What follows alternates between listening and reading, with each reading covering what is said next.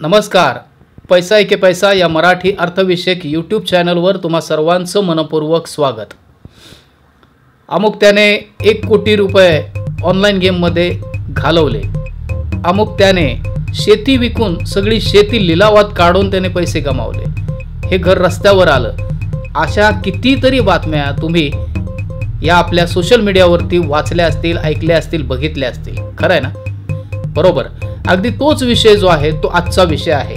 या ऑनलाईन गेमच्या नादापायी अनेक तरुणांचं आयुष्य, आणि फक्त त्या तरुणांचं नव्हे तर अख्ख्या घराचं पूर्ण उद्ध्वस्त होण्याचं काम जे आहे ते ऑनलाईन गेममुळे झालेलं तुम्ही वाचलं असेल. आणि याबाबत अनेक तक्रारी ज्या आहेत त्या तक्रारी सुप्रीम कोर्टापर्यंत सुद्धा गेलेल्या होत्या. आणि बऱ्याचदा असा प्रश्न सुद्धा जनतेमधून, लोकांमधून उचलला जाऊ लागला होता की या ऑनलाईन विरोधात सरकार काही का करत नाही, सरकार का या विरोधात काही असं ठोस पाऊल उचलत नाही की ज्यामुळे बर्बाद होणारी तरुण पिढी, बर्बाद होणारी लहान लहान मुलं सुद्धा जे आहेत ती या ऑनलाईन गेममुळे स्वतःचं आयुष्य, कुटुंबाचं आयुष्य, आर्थिक सगळंच, सामाजिक सगळं जे आहे उद्ध्वस्तीकरण जे आहे ते करत चाललेले आहे. आणि सरकार पाऊल का उचलत नाही, असा गेल्या अनेक वर्षांपासून विरोध जो आहे या ऑनलाईन गेमला जनतेमधून होत होता.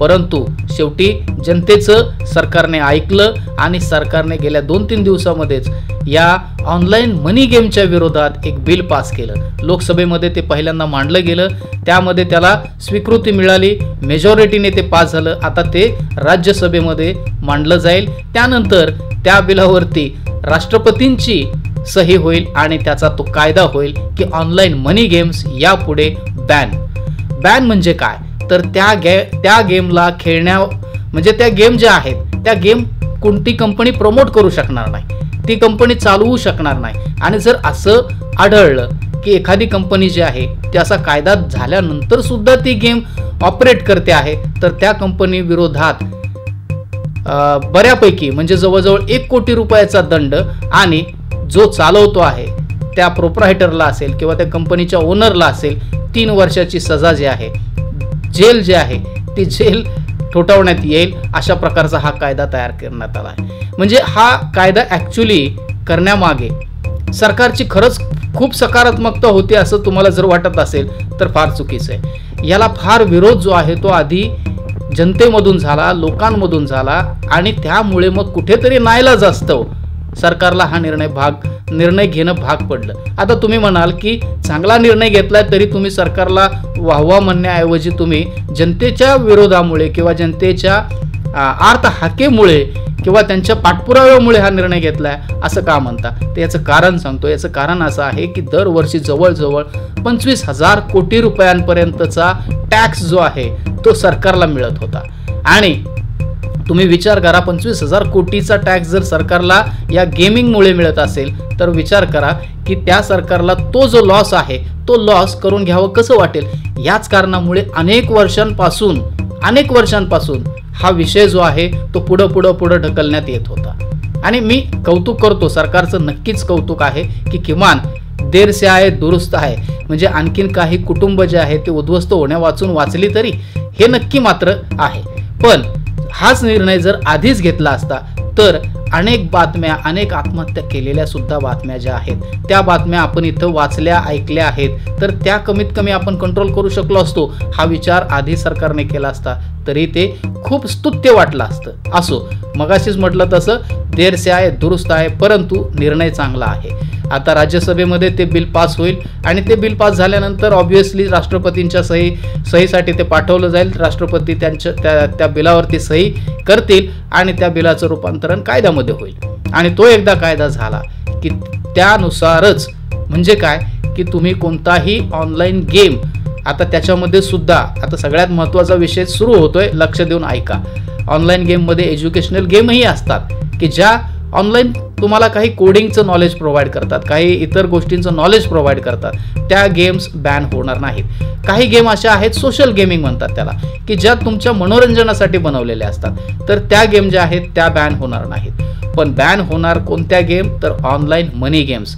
हे लक्षात ठेवा. तर ऑनलाईन मनी गेम म्हणजे काय तर ऑनलाईन मनी गेम याचा अर्थ असा आहे की जिथे सट्टाबाजीला प्रवृत्त केलं जातं. सट्टाबाजी याचा अर्थ तुमच्या लक्षात येतो की जिथे हार जीत होऊ शकते आणि तिथे तुम्हाला पैसे लावावे लागतात, पैसे मिळण्याची आशा निर्माण केली जाते आणि तिथून तुम्हाला त्या एका गोष्टीची लत लागते, सवय लागते आणि तशा प्रकारच्या ज्या गेमिंग आहेत ज्याच्यामध्ये आपल्याला एकदा सवय लागली की बाहेर पडणं मुश्किल होतं आणि शेवट जो आहे तो बर्बादीच असतो, अशा ज्या गेम आहेत त्या गेम्स इथे बॅन केल्या जाणार. म्हणजे पुन्हा एकदा रिपीट करतो, ऑनलाईन मनी गेम याचा अर्थ ज्या गेममध्ये पैसा येईल आणि जिथे पैसा तुम्हाला मिळवा अशा प्रकारच्या ॲडव्हर्टाईज केल्या जातील अशा सगळ्या गेम ज्या आहेत त्या गेम बॅन केल्या जातील. बरं, गेम चालवणाऱ्या कंपनीला 1 कोटी रुपये आणि 3 वर्षाची जेल असा एक कायदा होईल. म्हणजे आता बिल पास झालं म्हणजे तो कायदा झाल्यात जमा असं समजू आपण. पण जे आता त्या गेमची ॲडव्हर्टाईज करतायत त्यांना कोणी रोखणार आहे की नाही? कारण बरेच क्रिकेटप्रेमी, क्रिकेटपटू वेगवेगळे बरेच ॲक्टर्स या गेम्सची सुद्धा जाहिरात करतात. मग त्यांच्यावरती काही रोख येणार आहे की नाही? हो, त्यांच्यावर सुद्धा येणार आहे. त्यांच्यासाठी नियम असेल, जर तुम्ही अशा ऑनलाईन मनी गेमची जाहिरात करत असाल तर 50 लाख रुपये तुम्हाला दंड आणि 2 वर्षाची जेल असेल, हे लक्षात ठेवा. त्यामुळे ऑनलाईन मनी गेमची जाहिरात इथून पुढे तुम्ही करू शकणार नाही. आणि हाच नियम जो आहे तो इतर सेलिब्रिटी म्हणजे तुमचे यूट्यूबर्स असतील किंवा तुमचे इंस्टाग्रामवर असतील, फेसबुकवर असतील किंवा इतर कुठल्याही सोशल मीडियावर असतील, तर तिथे जर तुम्ही ॲज अ सेलिब्रिटी म्हणून अशा ऑनलाईन गेमची ॲड करत असाल तर त्या कायद्यानुसार तुम्हाला तो दंड होऊ शकतो. त्यामुळे अशा गेम चालवणे आणि त्याची जाहिरात करणे यापासून दूर राहण्याचं आवाहन मी तुम्हा सर्वांना करतो. आणि इतर सगळ्या लोकांना, इतर सर्वसामान्य लोकांना आवाहन करतो की अशा किमान आता कायदा झालाय म्हणून तरी किमान या गेमपासून दूर राहा. कारण कसं असतंय, एक माहिती म्हणून तुम्हाला सांगतो की हा फार मोठा बिझनेस आहे. फार मोठा म्हणजे अरबो रुपयांचा बिझनेस आहे. म्हणजे कुठल्या गेमचं नाव घ्यायची गरज नाही, तुम्हाला माहिती आहे, पण तरी सुद्धा सांगतो. 3 पत्ते आहे, तुमचं ते ड्रीम 11 आहे, त्यानंतर ते काय बरेच गेम आहेत की ज्याच्यामध्ये तुम्हाला पैसा लावून पैसा जिंका अशा पद्धतीचं आवाहन केलं जातं. तर ते आवाहन जे आहे ते आता बंद होईल हळूहळू. परंतु गेम कंपन्या ज्या असतात त्या गेम कंपन्या काही ना काहीतरी करून युक्त्या क्लुप्त्या किंवा यापुढे कोर्टात जाऊन त्यामध्ये काही बदल करून ते पुन्हा आणण्याचा प्रयत्न करतील. परंतु त्याला वेळ जाईल. पण त्या वेळेमध्ये जर तुम्हाला अशा ऑनलाईन गेममध्ये पैसा लावून पैसा जिंकण्याची जी सवय लागलेली आहे, हारण्याचीच ॲक्च्युली, जिंकत कोणीच नाही, पण तरीसुद्धा ती सवय लागली असेल, खेळण्याची सवय लागली असेल, तर ती सवय आहे ती बंद करायला तुम्हाला वेळ मिळतोय. आणि त्यापासून तुम्ही नक्कीच लांब व्हा आणि स्वतःला कंट्रोल करा की जेणेकरून पुढे येणारा धोका जो आहे म्हणजे आर्थिकतेचा मोठा धोका तो टळेल. चला, तर ही माहिती देण्यासाठी म्हणून हा छोटासा व्हिडिओ बनवला की आता इथून पुढे ऑनलाईन मनी गेम जे आहेत त्या बॅन होतील, झाल्यात जमा आहे असं आपण समजू.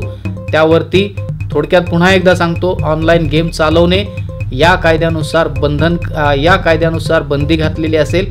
आणि जर अशी कोणती कंपनी, असा कोणी प्रमोटर जर तो ऑनलाईन गेम चालवत असेल तर त्याला 1 कोटी रुपये दंड आणि 3 वर्षाची जेल असेल. आणि अशा गेमची जर कोणी जाहिरात करत असेल तर मात्र त्याला 50 लाख रुपये दंड असेल आणि 2 वर्षाची जेल असेल, हे लक्षात ठेवा.